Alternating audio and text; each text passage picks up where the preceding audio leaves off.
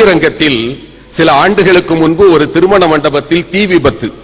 பத்திரிகைகள் எல்லோரும் படித்தோம் இல்லையா? அது ஒரு வெள்ளிக்கிழமை. பள்ளிவாசலுக்கு செல்வதற்காக இஸ்லாமிய சகோதரர்கள் செல்கிறார்கள்.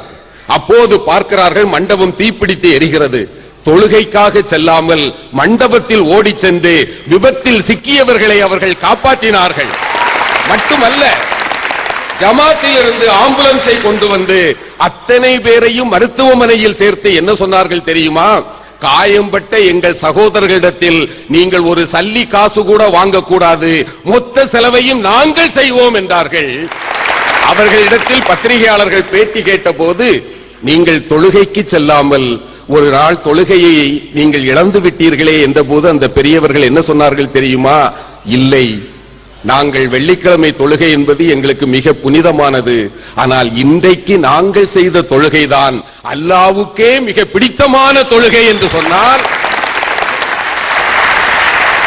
இதுதாங்க சமயம் கடந்த மனிதாபிமானம் என்கிறதே.